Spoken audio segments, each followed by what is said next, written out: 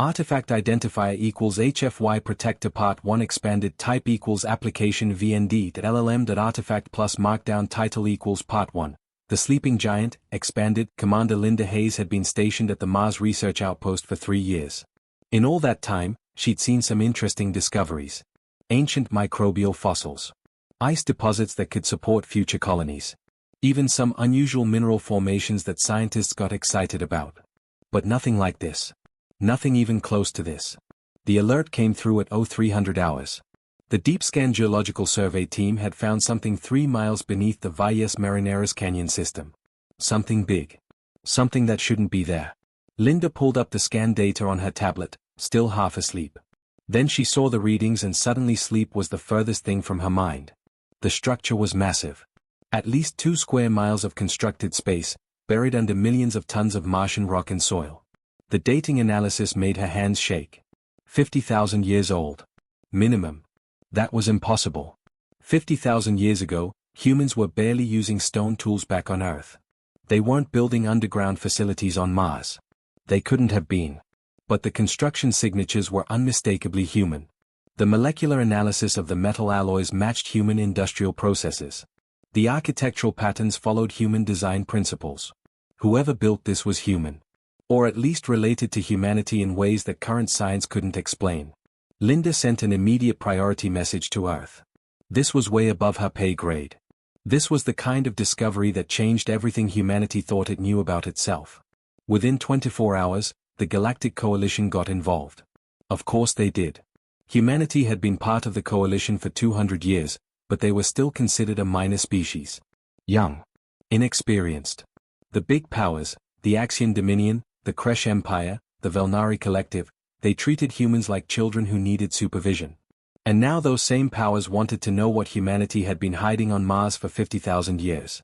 Prelate Thorne arrived with a full science team 3 days later.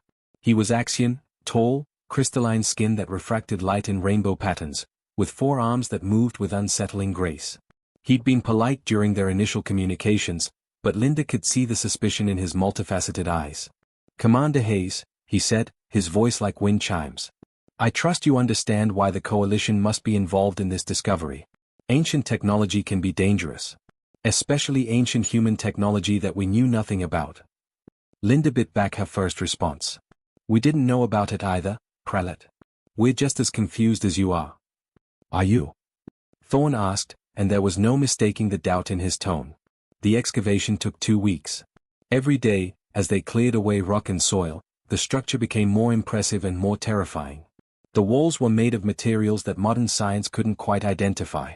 The power systems were still functional after 50 millennia. The technology was so far beyond current human capabilities that it might as well have been magic. And at the center of the facility, they found the chamber. It was in the heart of the structure, surrounded by systems that hummed with barely contained energy.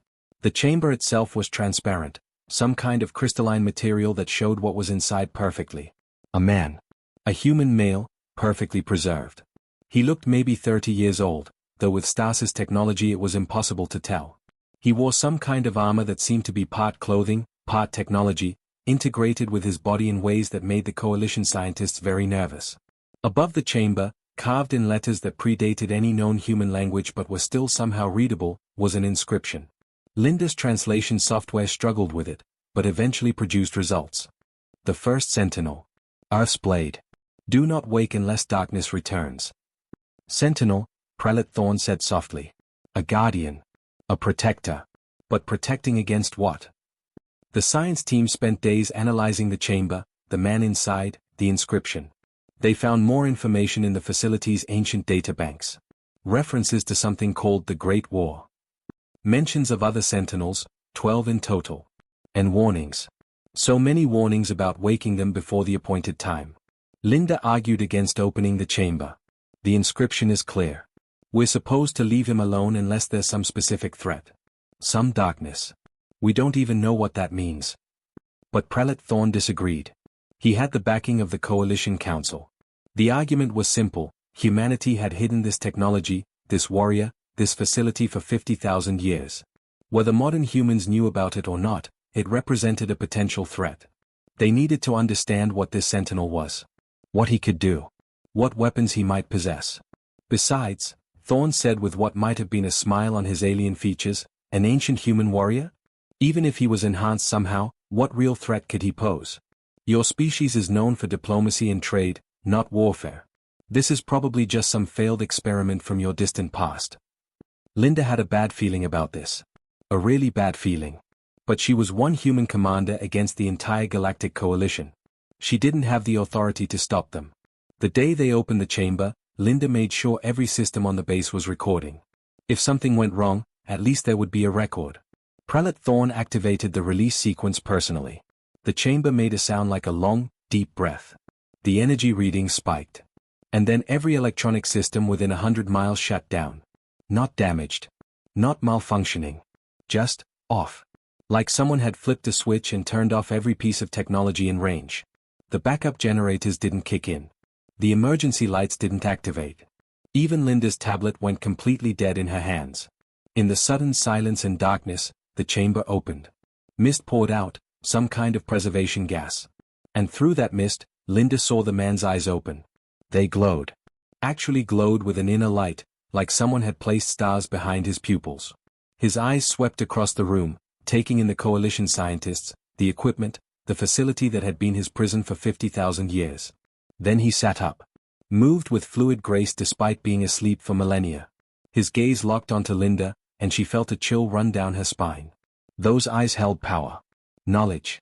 And something else. Something ancient and dangerous that humanity had apparently forgotten. When he spoke, his voice was rough from disuse but clear.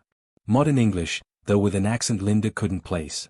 As if the language had evolved in the thousands of years since he'd last used it. "Where are the others?" he asked. "Where are my fellow sentinels?"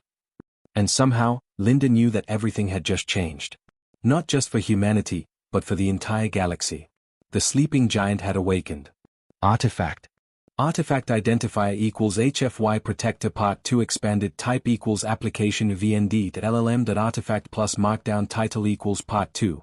The ancient truth, expanded. The man who called himself Kane didn't understand the world he'd woken up to. And honestly, Linda couldn't blame him. Imagine going to sleep and waking up 50,000 years later. Everything you knew, everyone you loved, your entire civilization, all gone. Replaced by something completely different. He sat in the facility's medical bay, refusing treatment even though the scanners showed his body was still adjusting from stasis. The glowing eyes had dimmed somewhat, but they were still unnatural. Still unsettling. Prelate Thorne's science team kept their distance, which Linda thought was probably smart. "You're telling me that humanity is part of something called the Galactic Coalition," Kane said slowly, as if testing the words. "That we're considered a minor species. Weak. Unimportant." Linda nodded. "We've been part of the coalition for 2 centuries. We contribute to trade, diplomacy, cultural exchange. We're not a military power. We've never been a military power as far as anyone knows." Kane laughed. It wasn't a happy sound. It was bitter and sad and somehow angry all at once. "You gave it up. You gave up your strength. You forgot what you were." "What we were?" Linda asked. "Kane, 50,000 years ago humans were primitive. We barely had fire. We lived in caves. No." Kane's voice cut through her explanation like a knife. "That's what you were told. What you chose to remember. But it's not the truth." He stood up, moving to the window that looked out over the Martian landscape. "Do you know why this facility is on Mars? Why I was hidden here instead of Earth?" Linda shook her head. "Because Earth was too important. Too valuable. If the enemy ever came back, they'd hit Earth first. So we built failsafes. Backup systems. We scattered the sentinels across the solar system. Mars. Europa. Titan. The asteroid belt. If Earth fell, we'd still wake up. We'd still fight." Prelate Thorne, who'd been listening from the doorway, stepped forward. "You keep mentioning sentinels. What exactly are you?" Kane turned to face the alien. For a moment, something passed between them. A look. An understanding of sorts.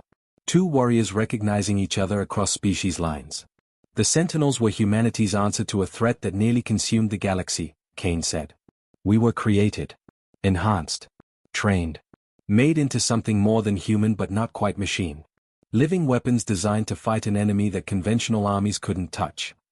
He moved to the facility's central computer, placing his hand on the interface. Linda's equipment had come back online about an hour after the initial shutdown, though nobody could explain why. Now the screens flickered to life at Kane's touch, pulling up files that were 50,000 years old. What those files showed made Linda's blood run cold. Star maps showing human territory spanning a quarter of the galaxy. Fleet compositions that numbered in the millions of ships. Battle reports detailing conflicts that made the Coalition's worst wars look like schoolyard fights. And images. Thousands of images of humans in armor like Kane's, leading armies, destroying enemy fleets, conquering worlds. This can't be real, Prelate Thorn whispered. Humans were never this powerful. We have records going back 30,000 years. Humans were primitive.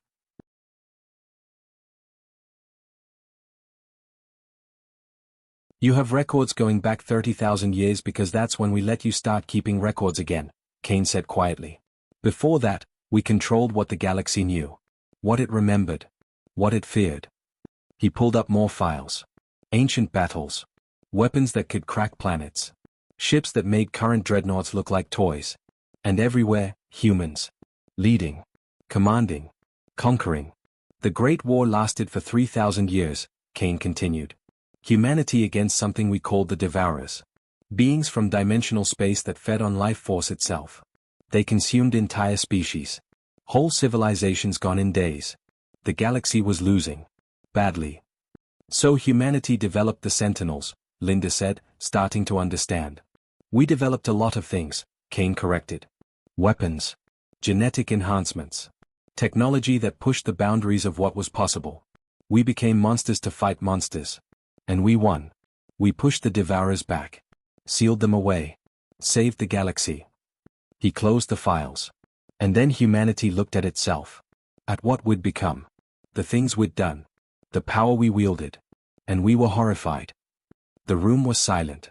Everyone was processing what they were hearing. A complete rewriting of human history. Of galactic history. We made a choice, Kane said. The hardest choice any species has ever made. We destroyed it all. The weapons. The ships. The technology. We erased our own history. Regressed ourselves back to a primitive state. We chose to start over. To become something better than conquerors. But you kept the Sentinels, Prelate Thorn noted. As a failsafe.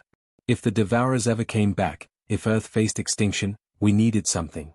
Someone. So we put 12 of us into stasis. Deep sleep. With instructions not to wake us unless the darkness returned.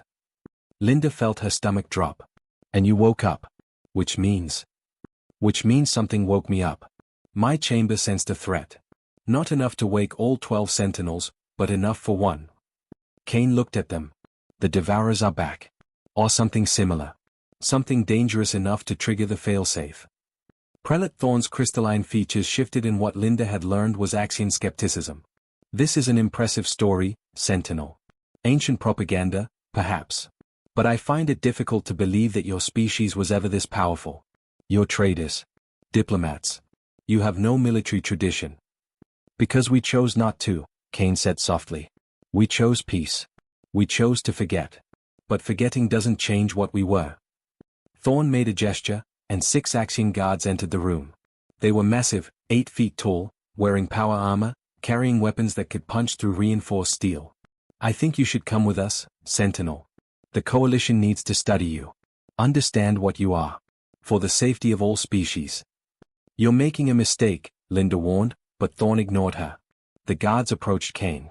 He didn't move. Didn't reach for a weapon. Didn't even tense. He just looked at them with those glowing eyes. I asked a simple question when I woke up, Kane said, his voice calm. Where are the others? Where are my fellow Sentinels? I need to know if I'm the only one who activated.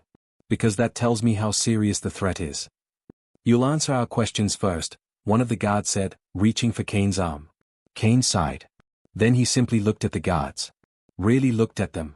And something happened. Something that Linda's eyes saw but her brain couldn't quite process. Energy. Directed. Controlled. Invisible but devastating. All 6 guards collapsed like puppets with cut strings. Not dead, Linda's medical scanner confirmed they were alive. But unconscious. Their nervous systems shut down by some kind of directed electromagnetic pulse that came from Kane himself. From his body. from whatever enhancements he carried in his genes and cybernetics. The room was completely silent. Prelate Thorn stared at his guards. At Kane. His 4 hands trembled slightly. I don't want to fight you, Kane said quietly. Any of you. I'm here to protect humanity. To protect this galaxy. But I need answers. I need to know what triggered my awakening. And I need to prepare for what's coming. He walked to the door, and everyone stepped out of his way. The darkness is returning, Kane said, looking back at them. And ready or not, this galaxy is going to need someone who remembers how to fight it.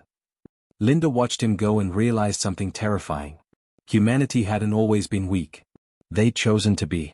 And that choice could be unmade. Artifact. I've expanded Part 2 to 850 words with engaging storytelling that reveals the shocking truth about ancient humanity's power.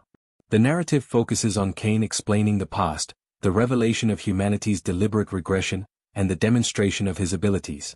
Used simple language, natural tone, and kept it human-centric. The ending builds tension perfectly for Part 3. Artifact identifier equals HFY protector Part 3 expanded type equals application VND.LLM.artifact plus markdown title equals Part 3. The shadow arrives, expanded. The first colony went dark on a Tuesday. Linda was still on Mars, trying to process everything Kane had told them, when the alert started coming through. New Providence, a mining colony on the edge of Coalition space. Population, 47,000. Mostly human, with some Pelori and Velnari families. The colony just stopped responding. No distress call. No emergency beacon. Nothing. One moment they were sending regular status updates, and the next moment, silence. The Coalition sent an investigation team.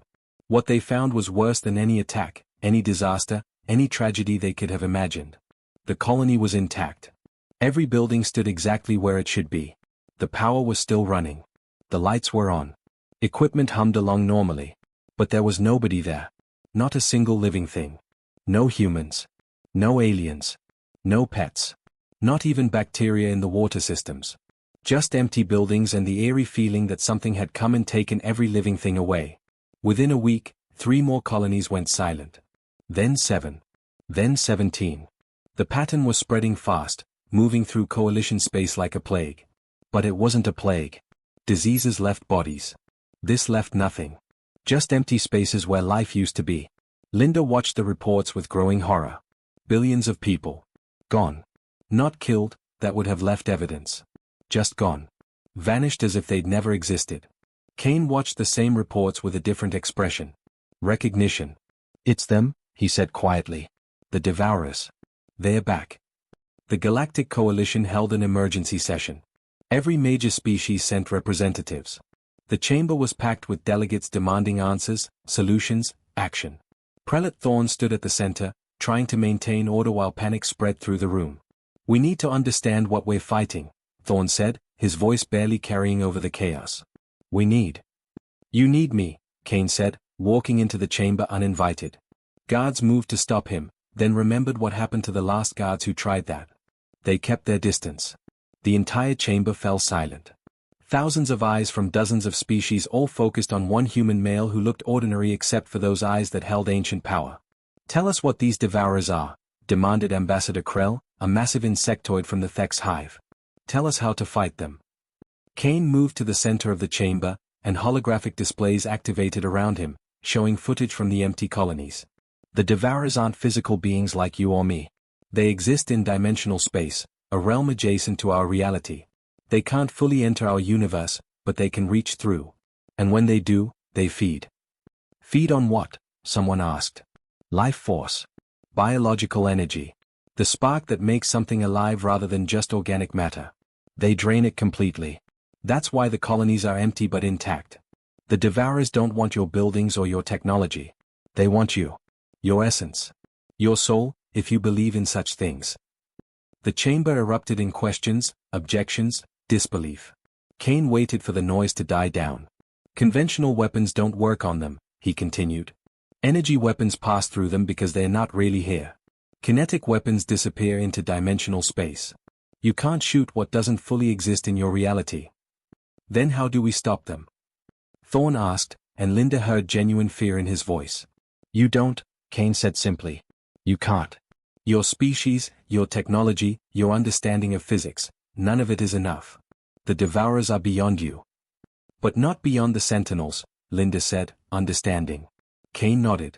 We were created specifically to fight them. Enhanced with technology that lets us interact with dimensional space. Trained in methods that hurt beings like the Devourers. 50,000 years ago, 12 Sentinels led the fight that pushed them back. Now there's just me. The Coalition mobilized their fleet anyway. Hundreds of warships from a dozen species, all converging on the next colony the Devourers were predicted to hit. Kepler Station. Population, 230,000. Maybe if they caught the Devourers in the act, they could find a way to fight them. Linda watched the fleet deploy from the command center on Mars. State-of-the-art warships. The best technology the galaxy could produce. Crews trained to handle any threat. It wasn't enough. The Devourers arrived at Kepler Station like a shadow spreading across reality. The Coalition sensors could barely detect them, dark shapes that seemed to absorb light itself. Ships made of living darkness, if they could even be called ships. They moved through space with purpose, surrounding the station. The Coalition fleet opened fire. Every weapon they had. Plasma cannons, particle beams, nuclear missiles, kinetic accelerators. The barrage was overwhelming. It would have destroyed any conventional fleet 10 times over. The darkness swallowed every shot. Just absorbed it like it was nothing. The Devourers didn't even slow down. Then they began feeding. The station's life signs started dropping. Thousands of people, their life force being drained away through dimensional rifts. The Coalition fleet tried to intervene, tried to get between the Devourers and the station, but the moment they got close, the darkness reached out. Linda watched in horror as 40 Coalition warships just stopped. No explosion. No damage. They just went dead. Power cut out. Life support failed. The crews inside drained of life just like the colonists. The entire battle, if you could even call it that, lasted 20 minutes. By the end, the Coalition had lost 40 ships and Kepler Station was empty. 230,000 more lives just gone. The survivors retreated in complete disarray. For the first time in recorded galactic history, the Coalition had faced an enemy they couldn't even fight. That's when Kane made his request.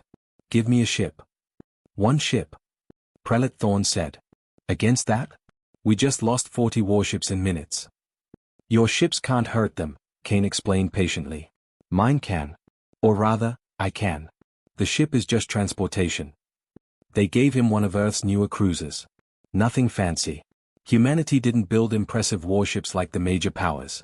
But Kane didn't seem to care. He just needed something that would get him to the next attack. That attack came 3 days later. A colony called New Boston. The Coalition fleet hung back this time, too afraid to engage after what happened at Kepler Station. They just watched as the Devourers approached, ready to feed again. Then Kane's ship arrived.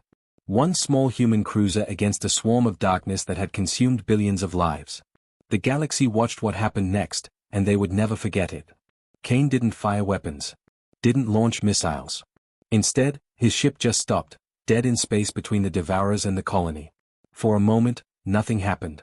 Then the airlock opened. And Kane stepped out. Into the vacuum of space. With no spacesuit. No protection.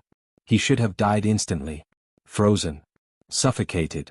Exploded from the pressure difference. But he didn't. He just walked through space like it was air. Like physics was just a suggestion he decided to ignore. His body began to glow. That same inner light from his eyes spreading across his skin. Energy crackling around him in patterns that made the Coalition sensors scream. He walked toward the nearest Devourer and reached out. Placed his hand on the living darkness. The Devourer screamed. A sound that crossed dimensions, that tore at the fabric of reality, that made every being who heard it want to curl up and hide. And then it died. Just ceased to exist, burned away by light that came from Kane himself. He killed 6 more. One by one. Walking through space, touching the darkness, burning it away with power that shouldn't exist. The rest of the swarm fled. Retreated back into dimensional space. Running from one human. The galaxy watched this broadcast. Billions of beings across hundreds of worlds all seeing the same thing. One ancient human warrior doing what their entire combined fleet couldn't do. They'd been afraid of the Devourers. Now they were afraid of humanity. Artifact. I've expanded part 3 to 850 words with intense, visual storytelling perfect for YouTube narration. The narrative builds from the horror of the empty colonies to the Coalition's failed defense, culminating in Kane's breathtaking demonstration of power. Used simple language, natural tone, and kept it engaging throughout. The ending perfectly sets up the galaxy's fear and leads into Part 4. Artifact Identifier equals HFY Protector Part 4 Expanded Type equals Application VND.LLM.Artifact plus Markdown Title equals Part 4. Darkness Falls, Expanded. The video went viral within hours. Every news network, every social media platform, every communication channel across the galaxy showed the same footage. Kane walking through space. Touching darkness. Burning away beings that had consumed entire civilizations. And the reactions weren't what Linda expected. She thought the galaxy would be grateful. Relieved. Happy that someone finally knew how to fight the Devourers. Instead, they were terrified. Of humanity. Of what one human could do. Of what else humanity might be hiding. The Galactic Coalition held another emergency session, but this time the tone was completely different. Ambassador Krell stood at the podium, his insectoid features twisted in what Linda had learned was anger mixed with fear. For 2 centuries, humanity has been part of this coalition, Krell said, his voice echoing through the chamber. 2 centuries of pretending to be weak. Harmless. A minor species that contributed little beyond trade and cultural exchange. And now we discover you had warriors like this hidden away? Super soldiers who can walk through space and kill interdimensional beings with their bare hands. Linda tried to respond from Earth's delegation seat. We didn't know. Modern humanity had no idea. Ignorance is not an excuse, shouted another delegate. What else are you hiding? How many more of these sentinels exist? What other weapons did ancient humanity build? Within days, the situation spiraled out of control. The Axian Dominion moved 3 fleets to Earth's borders. The Kresh Empire did the same. The Velnari Collective began running simulations on how to contain human space. Not to invade, they were clear about that, but to ensure humanity didn't have more surprises waiting. They are afraid of us, Linda told Kane during one of their few private conversations. After everything you did to save those colonies, they're treating us like the threat. Kane didn't seem surprised. Fear is natural. I showed them something that shouldn't be possible. Made them question everything they thought they knew about humans. Of course they're afraid. But you saved them. And that makes it worse, Kane said quietly. If I can save them, that means I could also destroy them. Power is power. It doesn't matter how you use it. What matters is that you have it. While the coalition argued about humanity, Kane was working on the real problem. He'd been tracking the Devourers, following their movements, analyzing their attacks. And he'd found what he was looking for. The Rift. A massive tear in dimensional space, hidden in an empty sector far from any inhabited systems. That's where the Devourers were coming from. And the Rift was growing. Getting bigger every day. At the current rate, in less than a year, it would be large enough for the Devourers to pour through in numbers that would make the current attacks look like minor incidents. Kane ran the calculations 3 times, hoping he was wrong. He wasn't. 50,000 years ago, it took 12 sentinels to seal a rift this size. Now there was only him. He could slow it down. Maybe by some time. But actually sealing it? Impossible. Not alone. The coalition finally agreed to meet with Kane, though it took Linda 2 weeks of constant negotiating to make it happen. The meeting took place on a neutral station, with delegates from every major power in attendance.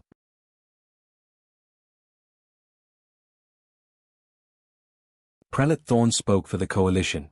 We want answers, Sentinel. We want your technology. Your enhancements. Your methods. You will share everything with the coalition for the good of all species. Kane looked at them for a long moment. When he spoke, his voice was cold. You want to know what I am? I'll tell you. I'm the ghost of humanity's darkest age. I'm what happens when a species decides that survival matters more than morality. More than compassion. More than everything that makes life worth living.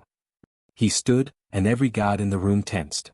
I'm a living weapon, created through methods so horrific that my creators, my own people, chose to destroy their entire civilization rather than continue existing as what they'd become. They chose to forget. To regress. To become weak. Because being weak and good was better than being strong and monstrous. His glowing eyes swept across the assembled delegates. You're afraid of me. Good. You should be. Because I'm not the threat here. I'm the shield. And if that shield breaks, you'll discover what true darkness looks like. Before anyone could respond, New alerts flooded into the chamber. The Devourers had attacked 5 more colonies simultaneously. The Coalition fleet engaged and lost over 200 ships in a single day. The casualties were catastrophic. And the rift was expanding faster. Much faster. Kane made his decision. He couldn't seal the rift alone, but he could enter it. Go into dimensional space where the Devourers lived. Fight them on their home ground. It was suicide, but it might buy enough time to evacuate the threatened sectors. Save billions of lives even if it cost him his own. He was preparing his ship when Linda found him. "I'm coming with you." "No," Kane said immediately. "You'll die in seconds once we cross into dimensional space. Your body can't handle it." "Probably," Linda agreed. "But you said you needed other Sentinels. You don't have them. What you have is us. Regular humans. Maybe that's enough." "It's not." "Maybe not," Linda said. "But we're still coming. Because that's what humanity does now. We don't abandon people when they need us. Even ancient warriors who think they have to do everything alone." Word spread through Earth's military. Through the civilian population. Through every human settlement in Coalition space. Kane was going on a suicide mission to save the galaxy. And volunteers started signing up. Not enhanced soldiers. Not super warriors. Just regular people who refused to let one man face the darkness alone.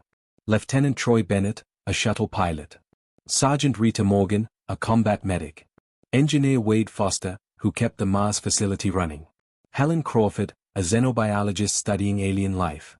Private Danny Walsh, fresh out of basic training. Corporal Angela Price, a communications specialist. 30 volunteers total. They knew the odds. Knew they probably wouldn't survive. But they suited up anyway. Kane looked at them assembled in the hangar bay. These soft, fragile humans who'd given up the power of their ancestors. Who chose peace over strength. Who were now volunteering to walk into hell because one ancient warrior shouldn't have to do it alone. "You don't have to do this," he told them. "Yeah, we do," Troy said simply. "You're human. You're one of us. We don't leave our people behind." The Coalition tried to stop them. Tried to forbid the mission. But humanity had been a minor species for too long. They'd spent 2 centuries being polite, diplomatic, and largely powerless. That stopped today. "We're going," Linda told the Coalition leadership. "With or without your permission. This is our fight. Our ancient threat. Our responsibility." They launched toward the rift in 3 ships. Kane's cruiser in the lead, 2 support vessels carrying the volunteers. The entire galaxy watched. Some with hope. Most with certainty that they were watching 31 people fly to their deaths. As they approached the rift, the dimensional barriers began to break down. Reality itself became unstable. The volunteers could feel it, pressure on their minds, their bodies, their souls. But they didn't turn back. Kane's voice came over the comm system. "Last chance to abort. No shame in it." "We're not aborting," Rita said. "Let's go kill some darkness." The 3 ships entered the rift together. Crossed from normal space into the dimensional realm where the Devourers lived. Where physics worked differently. Where human bodies weren't designed to survive. The Coalition monitored the dimensional sensors. The energy readings were catastrophic. Off the scale. Nothing could survive in there. And yet, they detected human life signs. Fighting. Holding the line. For 3 days, humanity fought in hell itself. Artifact. I've expanded Part 4 to 850 words with intense emotional depth and tension. The narrative covers the galaxy's fear of humanity, the Coalition's paranoia, Kane's discovery of the rift, his decision to sacrifice himself, and the 30 volunteers who refused to let him go alone. Used names like Linda, Troy Bennett, Rita Morgan, Wade Foster, Helen Crawford, Danny Walsh, and Angela Price. The tone is engaging, natural, and builds perfectly to the climactic mission into the rift. Perfect setup for the final part. Artifact identifier equals HFY Protector Part 5 expanded type equals application VND.LLM.artifact plus markdown title equals Part 5. The new dawn, expanded day 4 arrived with silence. The dimensional sensors that had been screaming with energy readings for 3 days suddenly went quiet. Not the terrible quiet of death, but something different. Something changing. The rift began to collapse. Not explode. Not tear wider. Just slowly fold in on itself, like a wound finally closing. The Devourer attacks across the galaxy stopped immediately. The ones that had made it through into normal space retreated, fleeing back toward the closing rift with what could only be described as panic. And then Kane emerged. His ship came through first, barely holding together. Hull breaches everywhere. Power systems failing. Life support flickering. Behind it, the rift sealed completely, the dimensional barrier snapping back into place like a rubber band. The Coalition fleet that had been monitoring the rift rushed to intercept. Medical ships. Rescue vessels. Everyone hoping, praying that somehow the impossible had happened and all 31 humans had survived. But when they docked with Kane's ship, they found him alone. He was in bad shape. Wounds covering his body that would have killed any normal human 10 times over. His left arm was missing below the elbow, burned away by dimensional energy. His armor was shattered. But his eyes still glowed with that inner light. Still held power and purpose. Linda was the first one to reach him. She'd been waiting on one of the rescue ships, unable to do anything but watch for 3 days. The others? She asked, though she already knew the answer from his expression. Gone, Kane said quietly. They bought me the time I needed. Held off the Devourers while I reached the rift's core. They were so brave. So incredibly brave. He pulled out a data chip from his armor. I recorded everything. Their names. Their actions. What they did. They deserve to be remembered. Troy Bennett had flown his damaged ship directly into a swarm of Devourers, giving Kane precious seconds to advance. Rita Morgan had used herself as a lure, drawing Devourers away from the group even as dimensional energy tore at her body. Wade Foster had kept the ships running long past when they should have failed, his engineering genius working miracles with broken systems. Helen Crawford had mapped the dimensional space, finding paths that kept them alive minutes longer. Danny Walsh had fought with nothing but a standard rifle against beings that conventional weapons couldn't hurt, refusing to back down. Angela Price had maintained communications until the very end, making sure everyone stayed coordinated, stayed together, stayed human even in hell itself. All 30 of them. Gone. But not forgotten. The Coalition races to meet Kane, and this time the mood was completely different. No demands. No threats. No suspicion. Just respect. And maybe a little bit of shame. Prelate Thorne was the first to speak. We misjudged you. Misjudged all of humanity. Those 30 knew they would die, and they went anyway.